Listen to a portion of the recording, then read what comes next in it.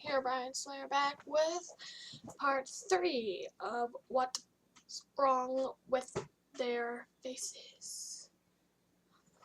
I'm surprised at how fast I'm updating on here. You would think with so much shit going on, I wouldn't have any time to do something like tell random people what's going on in my life. But one of the only things I had time. I'm currently in the car with my sister. After the events of Taylor and Alexis, yeah, I think I said that right. We decided to leave everything and everyone behind, and only trust each other. We stayed at a hotel for a while, but as you can tell, we are no longer. I'll tell you why, but first I'll tell you what happened after my last post. Taylor wouldn't stop asking questions. What's happening? Why are you so scared? Should I call the cops? Typical questions after telling him we need to get the fuck out of his house. I couldn't answer. I couldn't tell him. How could he believe me? He would think I was insane. Those thoughts ran through my head until Taylor's voice broke the silence. What did it look like? Everyone in McDonald's seemed to suddenly stop talking and freeze. This wasn't Taylor. I never told him anything about another person. Taylor was gone. I don't know where, but he wasn't with me. I couldn't look him in the eyes. I was too terrified. How the hell was I supposed to just walk up and leave without acting suspicious? But that didn't matter. I could tell two knew I figured out. I think it means I could tell he knew I figured it out. Out of the corner of my eye, I could see it smile. Just a normal smile, but a smile that made me feel like it was going to break skin. It was huge. It wasn't human.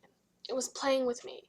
I instantly got up and ran outside. As I was running, I noticed several customers that had the same chilling smile as they were staring at me. How many fucking things were there? I can't trust anyone. There was no way of telling who was who anymore. I called my sister. I was running, and at the moment, and told her to come pick me up as soon as possible. I thought to myself, how do I know this is even Alex? But that moment, I honestly didn't care. I couldn't be alone. I wouldn't be able to handle this. As I waited for her, my phone was blowing up. I got several texts from different people, but they all had similar messages. First text was from my mom. Come home, I ordered pizza, and we can watch a scary movie. Come home now, please. Next text was from Taylor, which made me shiver as I was just with him. So I thought, come over, I got the new Halo game. Halo 5 isn't even out yet. I couldn't believe how smart this thing was.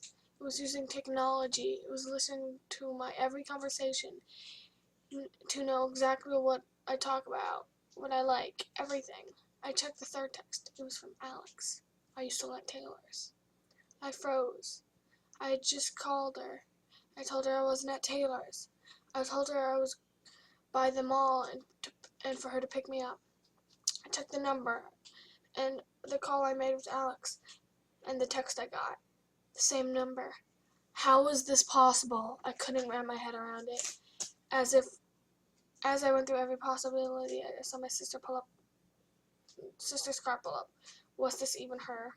She rolled down the window, and I just stared at her in fear. What? She could tell I was scared.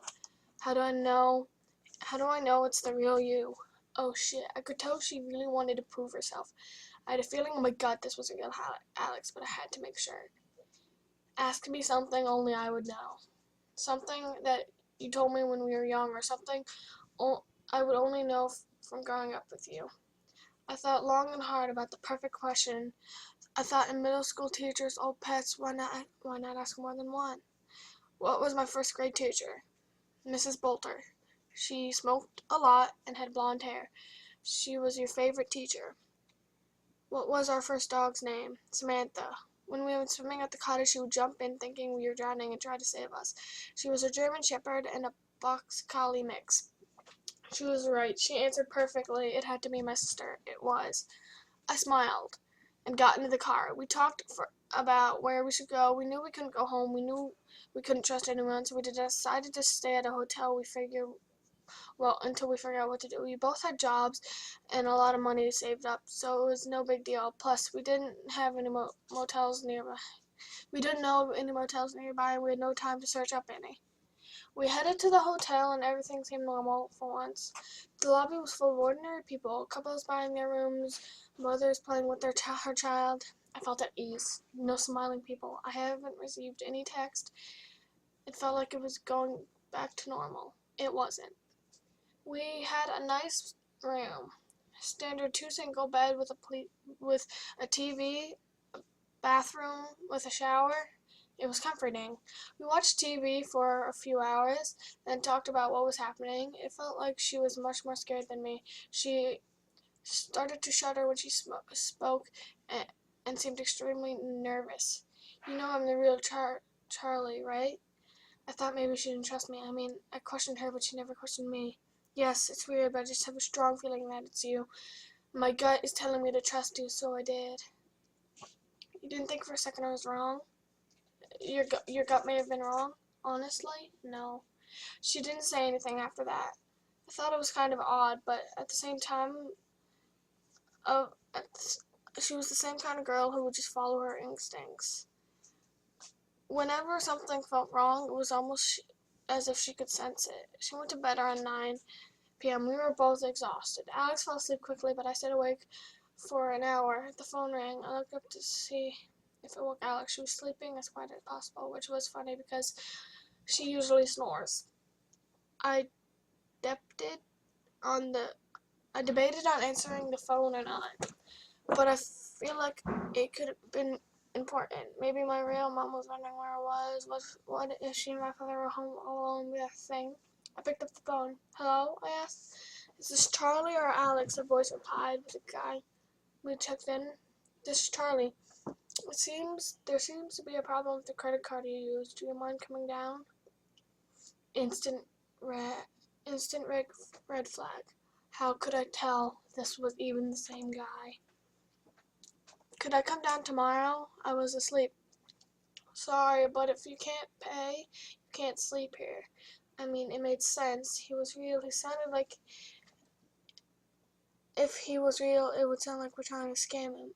I was feeling brave. I hadn't noticed anything odd lately, and my phone didn't receive any messages or calls. Maybe it was gone. Maybe it got bored and left. I was wrong. I was so wrong. I walked out of the door, and I checked back at Alex, still sound asleep. I walked down to the hall. It was quiet, which gave me a bad feeling. Surely I would have heard some kids or something, but nothing. I decided to take the elevator, as I felt the stairway would be a bad place to be. I entered, and thankfully no one was in it. We were on the 6th floor, so I pressed the lobby and down I went. It seemed slower than it should have been. It was almost as if I was on the top floor, 4 or 5. The light started to dim, not a flicker, but dim, as if something was slowly turning it down. I had a horrible feeling in my stomach. Floor 4. The air started to get musty. I could taste it in my mouth. It tasted like aluminum and sweat. Floor 3. The light was basically off. I could barely see anything. I started panicking. Someone was going to be waiting for me at the bottom. I was sure of it. Floor 2. I started to sweat and pace. What would be waiting for me? Was this all just a coincidence? The air just kept on getting dirtier, making it harder for me to breathe.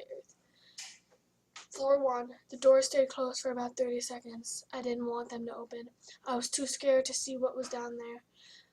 There was going to be someone there. Taylor, my mom, someone waiting for me. I was alone. Why did I go alone? How stupid was I? The doors creaked open. My stomach fell. I got that feeling you get when you're on a roller coaster and it falls. There was no one in the lobby. No receptionist, no guest, nothing. The air was black. I could physically see the dirt flying around. I looked at the walls. They were covered in what looked like mold. It was black as the night sky. I was freaking out. Button after button I pressed and nothing was working. The light was now fully out. And then I noticed something. It wasn't possible. I looked through the door we walked through. There was a gate blocking it from the outside. A sign hung up on the window beside it, but I was inside, so it was backwards. From a distance, it was hard to read, but when I realized what it said, my knees nearly gave out. Closed for renovations. No, this wasn't possible. There were people here. There were cars in the parking lot. There were people walking throughout the halls. This wasn't possible. At that instant, I ran up the elevator into the stairwell. I didn't care how scared I was. I was staying in the lobby by myself. I wasn't staying in the lobby by myself. I ran up the stairs 2 at a time. I tripped a couple of times, but I eventually made it. I opened the door to my floor where the lights were off. I pulled out my phone, opened the flashlight app. Mold. Mold everywhere. It covered the walls and ceilings almost completely. It wasn't there before. Where did it come from? It smelled horrible. It smelled like death. I ran to my room, opened the door.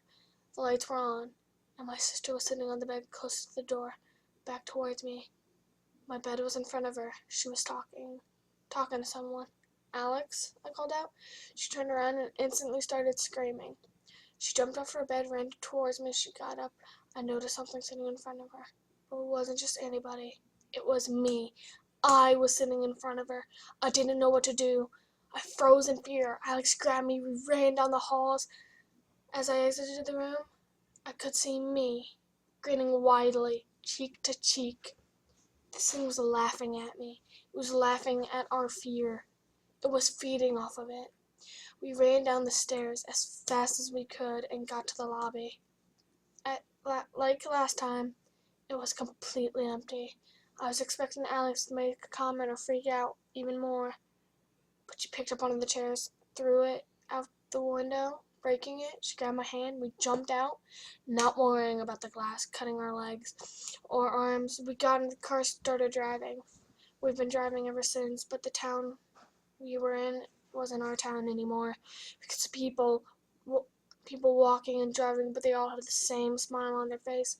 We avoided eye contact and ran many red lights. We didn't care. Surprisingly, no cops pulled us over.